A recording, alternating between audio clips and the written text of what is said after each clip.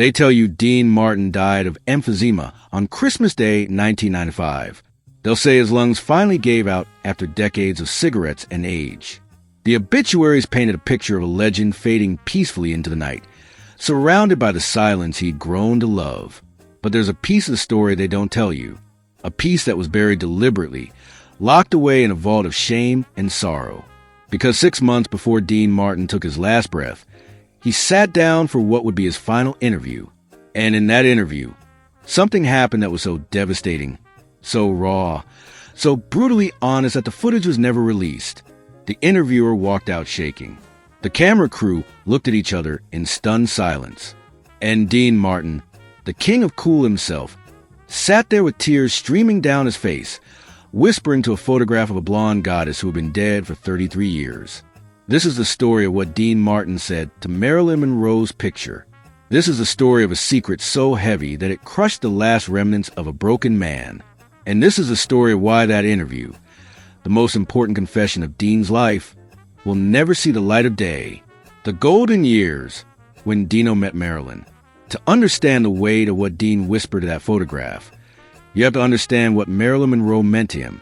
And I'm not talking about what she meant to the world, the blonde bombshell, the sex symbol, the tragic icon. I'm talking about what she meant to Dean Martin the man, not Dean Martin the persona.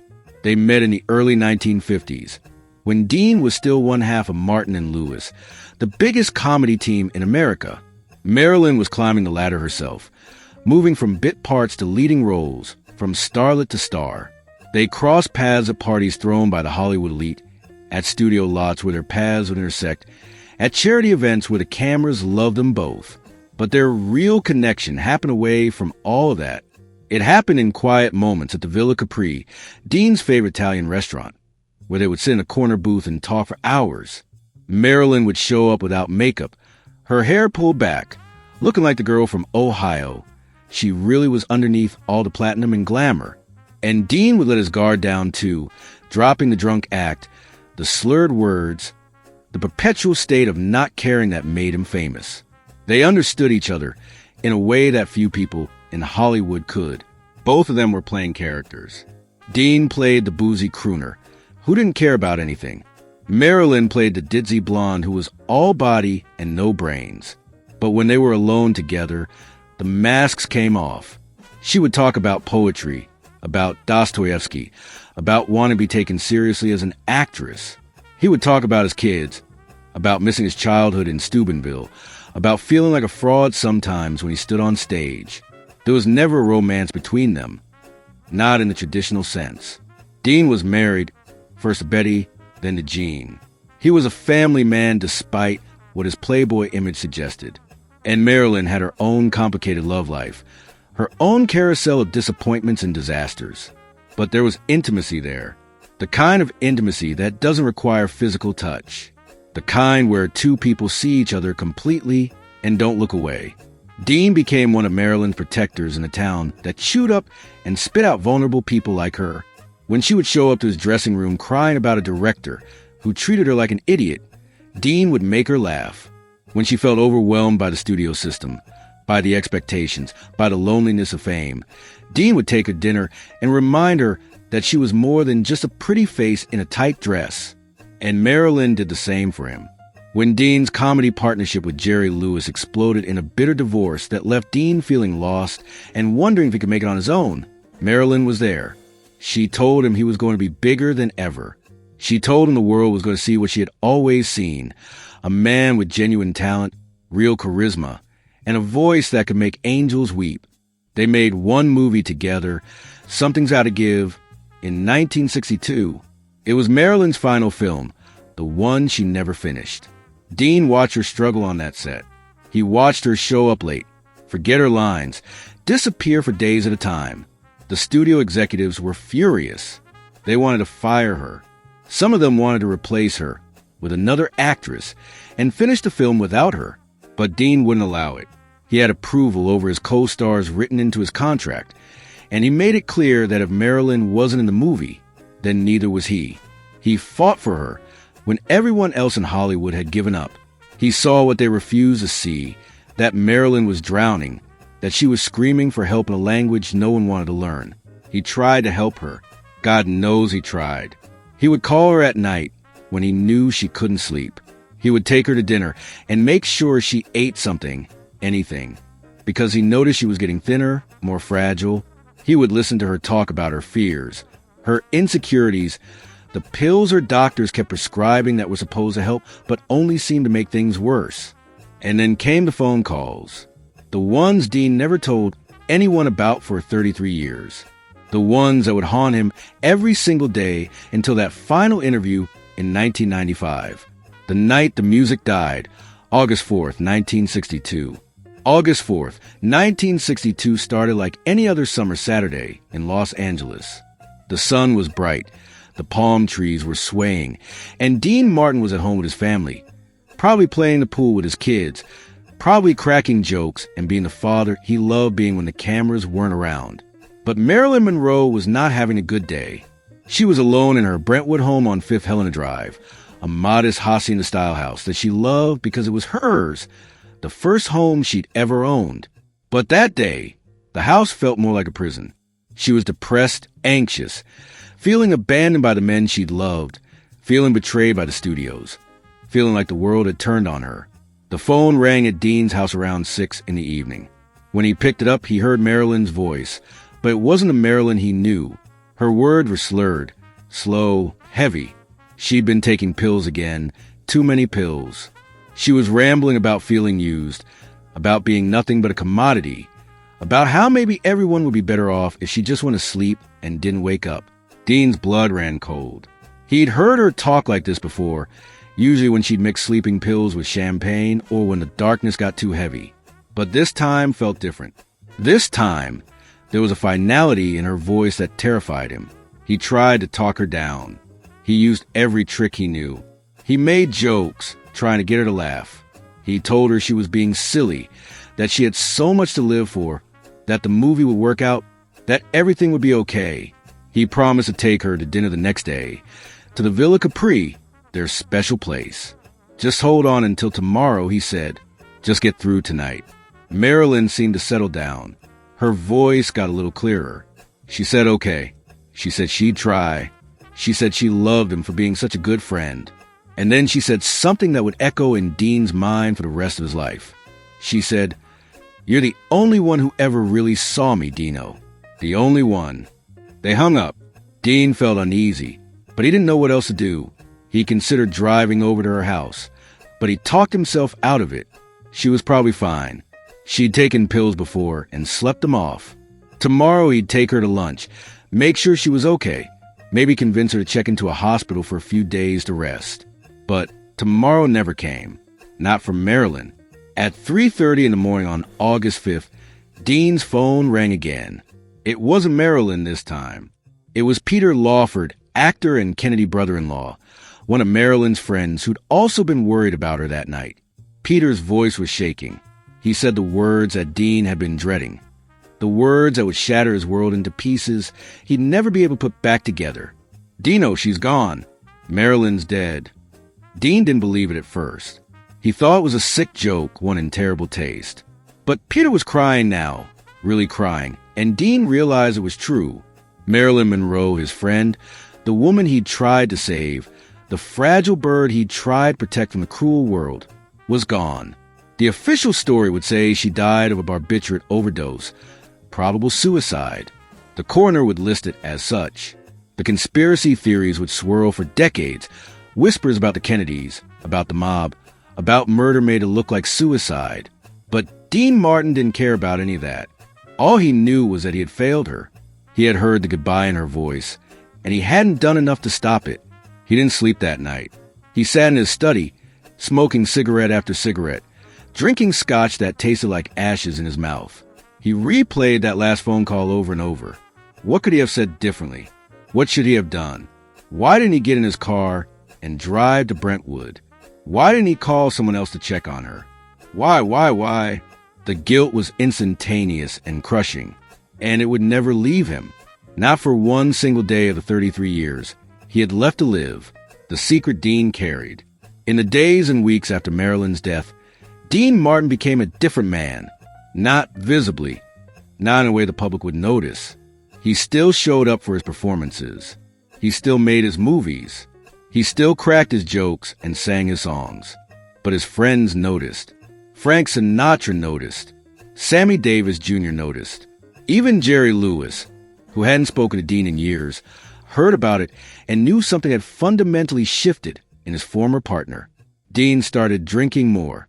Not on stage, where the drinking had always been mostly an act, but at home, alone, where no one could see. He would sit in his study and stare at a photograph of Marilyn that he kept in his desk drawer. It was a candid shot, one taken at a party years earlier. She was laughing at something Dean had said, her eyes crinkled with genuine joy.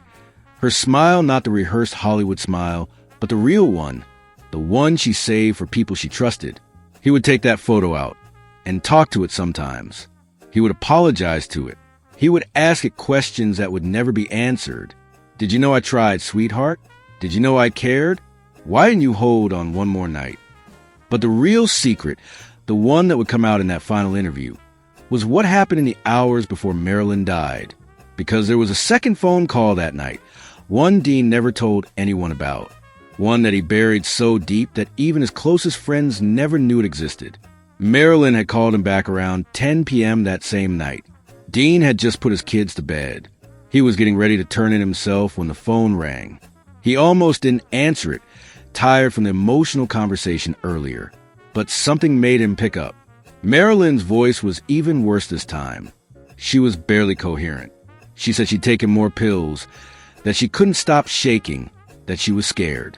Dean immediately told her to call an ambulance. He told her to call her housekeeper. He told her to hang up with him and dial 911 right now. But Marilyn didn't want to hang up. She said she just wanted to hear a friendly voice. She said she didn't want to be alone. So Dean stayed on the line. He talked to her softly, gently, the way you talk to a frightened child. He told her stories about his kids. He sang her a few lines of song. He kept her talking, kept her conscious, while silently praying that someone, anyone, would check on her. The call lasted maybe 20 minutes, maybe longer. Time became strange and elastic. And then Marilyn's words started to slur even more. She started saying goodbye, not in a dramatic way, but in a final way. She thanked Dean for being kind to her. She said the world was too hard, too cruel, too much. She said she was tired, so tired, and she just wanted to rest. Dean was begging now. He was telling her to stay awake, to fight, to hold on. He was yelling into the phone for her to listen to him, but her voice was getting farther away, like she was drifting down a long tunnel. The last thing she said was, "I'm sorry, Dino. I'm so sorry." And then there was just breathing, slow, labored breathing, and then silence. Dean sat there with the phone pressed to his ear, listening to that silence, screaming her name into the void. He called her house from another phone line, but no one answered. He called Peter Lawford and told him to get to Marilyn's house immediately, that something was terribly wrong. But by the time anyone got there, it was too late. This was the secret Dean carried, that he had been on the phone with her as she died, that he had heard her slip away, that the last voice Marilyn Monroe heard before she left this world was his, and he hadn't been able to save her. He blamed himself completely. If he had just driven over to her house during that first call, she'd still be alive. If he had called the police during the second call, instead of trying to keep her talking, they could have gotten there in time. If. The entire architecture of Dean's remaining life was built on those two letters. He never told anyone, not his wives, not his children, not Frank or Sammy or anyone in the Rat Pack. He locked that secret in a vault of shame and threw away the key, because to admit it would be to admit his failure. And Dean Martin didn't fail. Dean Martin was cool, untouchable, unbreakable, except he wasn't. And Marilyn's death proved it. The setup, June 1995. Dean Martin was dying. He knew it. His family knew it. His doctors knew it. The emphysema was winning its slow war against his lungs. He was 78 years old, thin as a rail, his famous face gaunt and gray. He rarely left his house on Mountain Drive anymore. The world outside was too loud, too bright, too full of people who wanted something from him. But in June of 1995, 6 months before his death, a documentary filmmaker reached out to Dean through his daughter Deanna. The filmmaker's name was Robert Kensington, a respected Hollywood chronicler who'd done intimate portraits of stars like Cary Grant and James Stewart. He wanted to do one final interview with Dean, a legacy piece, a chance for the King of Cool to tell his story in his own words before it was too late. Dean's initial reaction was no. He'd said no to every interview request for years. He was done talking. He was done performing. He was just waiting for the curtain to fall. But Deanna convinced him. She told her father that this was his chance to set the record straight, to share the truth about his life, to be remembered as more than just a drunk with a microphone. Reluctantly, Dean agreed. They set a date, a quiet afternoon in late June. Kensington would come to the house with a small crew, just 2 cameras and a sound guy. They'd talk in Dean's study, the room where he spent most of his time now, surrounded by photographs and memories and ghosts. When Kensington arrived, he was struck by how small Dean had become. The man who'd once commanded stages and movie screens now looked fragile, breakable. But his eyes, those famously sleepy eyes, still had a sharpness to them, intelligence that the drunk act had always hidden. They settled into their chairs. The cameras started rolling. Kensington asked the usual questions. Tell me about growing up in Steubenville. Tell me about meeting Jerry Lewis. Tell me about the Rat Pack. Dean answered politely, giving the standard stories, the safe anecdotes he'd told 1,000 times. But Kensington was a good interviewer. He knew how to dig deeper. He started asking about the losses in Dean's life, about his son Dino Jr., who died in that plane crash in 1987. Dean's face darkened at that question. His voice got quiet. He said, "I died with my boy on that mountain. Everything after that was just waiting." Kensington pushed gently. He asked about other losses, other griefs. He asked about Sammy Davis Jr., who'd passed in 1990. He asked about Frank Sinatra, who was still alive but fading, dealing with his own health problems. Dean spoke about them with love and sadness, his voice thick with emotion. And then Kensington asked about Marilyn Monroe. The room temperature seemed to drop 10 degrees. Dean went very still. His jaw tightened. For a long moment, he didn't say anything at all. The silence stretched out, uncomfortable, loaded. Kensington thought maybe he'd cross a line, that the interview was about to end right there. But then Dean did something unexpected. He reached over to his desk and opened a drawer. He pulled out a photograph, the same one he'd been keeping there for 33 years. The candid shot of Marilyn laughing. He held in his hands, staring at it with an expression of such profound sorrow that the camera crew looked at each other, unsure if they should keep filming. Dean looked up at Kensington and said, "You want to know about Marilyn? You want the real story?" Kensington nodded, not trusting himself to speak. Dean looked back at the photograph, and then he started to talk. The whisper that destroyed everything. What Dean Martin revealed in that moment was not planned. It was not rehearsed. It was the unburdening of a soul that had carried too much weight for too long. And it started with a whisper to a photograph. Dean held Marilyn's picture close to his face, as if he could step into that frozen moment from decades ago. As if he could go back to a time when she was alive and laughing, and the world hadn't crushed her yet. And in a voice so quiet that the sound engineer had to turn up the gain just to catch it, Dean whispered to the photograph, "I'm sorry I didn't save you, sweetheart. I'm so sorry." The camera captured it all. The way Dean's hands shook. The way tears started rolling down his weathered cheeks. The way his whole body seemed to crumble inward with grief. Kensington sat frozen, realizing he was witnessing something intensely private. Something that maybe shouldn't be filmed but was too important not to be. And then Dean started talking.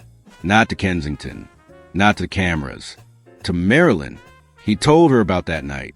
About both phone calls. About hearing her voice get weaker and weaker and not knowing what to do. About the guilt that had eaten him alive for 33 years. About how he'd never forgiven himself for not getting in his car and driving to Brentwood. About how he'd spent 3 decades wondering if those extra 20 minutes he kept her talking had actually prevented someone from reaching her in time to save her. "I was on the phone with you when you died," Dean said to the photograph, his voice breaking, "I heard you leave, and I couldn't stop it. I couldn't reach through that phone line and pull you back. And I've hated myself every single day since." He talked about the other regrets too, about how he should have fought harder to get her into treatment, about how he should have told the studio executives to go to hell and pulled her off that movie set himself, about how he should have been braver, louder, more insistent that she was in trouble and needed real help. "Everyone failed you," Dean said. "The studios, the doctors, the men who claimed to love you, all of us. But I failed you worst of all because I was supposed to be your friend. And friends don't let friends die alone. But you died alone, sweetheart. You died alone and scared, and I was just a voice on a phone, useless, worthless." The confession went on for nearly 20 minutes. Dean talked about how Marilyn's death had changed him, how it had planted a seed of darkness in his soul that eventually bloomed into depression that consumed him after his son died. He talked about how losing Marilyn taught him that the world was cruel and random, and that love wasn't enough to save people from themselves. "You and Dino," he said, connecting the two greatest losses of his life. "You were both too good for this world, too pure, too bright. And the world doesn't let bright things shine for long. It snuffs them out, and I had to watch it happen twice. I had to lose both of you, and I don't understand why. I've spent 33 years trying to understand why, and I still don't have an answer." Kensington, veteran interviewer that he was, had tears in his own eyes. The camera crew was openly weeping. They were witnessing something beyond an interview. They were witnessing a man confessing his deepest sin, seeking absolution from a photograph because the real woman was 33 years gone and couldn't grant him forgiveness. Finally, Dean lifted the photograph to his lips and kissed it gently. "I hope you found peace, baby," he whispered. "I hope wherever you are, you're happy. And I hope when I get there, you'll forgive me for not saving you, because I can't forgive myself." He set the photograph down on his lap and looked up at Kensington with red, swollen eyes. "You can't use any of this," he said. "This doesn't air. This doesn't leave this room." Kensington started to protest. He knew this was the most powerful, honest, important interview he'd ever conducted. This was history. This was truth. This was Dean Martin finally dropping the mask and showing the world who he really was. But Dean was insistent. "Promise me," he said. "This is between me and her. No one else needs to know. Promise me you'll lock this footage away." And Kensington, faced with a dying man's final request, promised. He shut off the cameras. He packed up his equipment. And he left Dean Martin's house knowing he'd just recorded something extraordinary that the world would never see. The aftermath and the legacy. Robert Kensington kept his promise.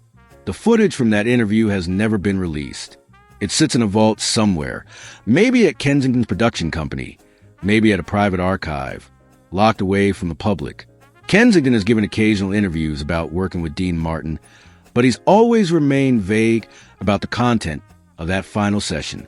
He says only that it was too personal, too raw, and too private to share. Some who knew about the interview have argued that it should be released, that Dean's confession was a valuable piece of history, a window into one of Hollywood's greatest tragedies from the perspective of someone who was there, who tried to help, who lived with the guilt. They say it can help others understand the reality of suicide, the impossibility of saving someone who doesn't want to be saved, the lifelong impact of that kind of loss. But others, including Dean's children, have argued that their father's wishes should be respected, that his final interview should remain his final secret, that some truths are too painful to be entertainment, even educational entertainment. Dean Martin died 6 months after that interview, on Christmas Day 1995. The official cause of death was respiratory failure due to emphysema. But those who knew him, who understood the weight he'd been carrying, knew that he died of something else entirely. He died of accumulated grief. He died of decades of regret. He died of a broken heart that had been breaking slowly since August 5th, 1962, and that had shattered completely on March 21st, 1987. The photograph of Marilyn Monroe laughing was found on Dean's bedside table when he died.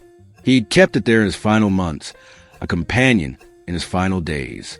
His daughter Deanna kept the photograph after his death, understanding its importance to her father, even if she didn't know the full story behind it. What Dean whispered to that photograph in his final interview reveals something profound about the nature of guilt, friendship, and love. It shows us that even the coolest cats in the world, the guys who seemed untouchable and unbreakable, were just human beings carrying invisible wounds. It shows us that some losses never heal, that some regrets never fade, and that some friendships transcend death itself. Dean Martin spent 33 years whispering apologies to a ghost. He spent 33 years replaying a phone call and wondering what he could have done differently. And in his final interview, he finally said out loud what he'd been saying in his head for 3 decades. He finally confessed a secret that had been poisoning him from the inside. Whether that confession brought him peace, we'll never know. But we know this. 6 months after he whispered those words to Marilyn's photograph, Dean Martin closed his eyes for the last time. And maybe, just maybe, in whatever comes after this life, he found the forgiveness he'd been seeking. Maybe Marilyn was there waiting for him, smiling that real smile she saved for people she trusted. Maybe she told him what he needed to hear. It's okay, Dino. It wasn't your fault. You tried. And that's all anyone can do. The next time you hear That's Amore or Everybody Loves Somebody or any of Dean Martin's timeless songs, remember this story. Remember that the smooth, effortless voice you're hearing belonged to a man who carried unbearable weight. Remember that the king of cool had a heart that broke and never fully healed. Remember that behind every public persona is a private person, and sometimes that person is drowning in regrets they can never voice. Dean Martin tried to save Marilyn Monroe. He failed, and he spent the rest of his life paying the price for that failure. That's the real story. That's the secret he whispered to a photograph. That's what destroyed his last interview. And that's a truth too powerful, too painful, and too honest for the world to handle. Rest in peace, Dean. Rest in peace, Marilyn. May you both have found in death the peace that eluded you in life.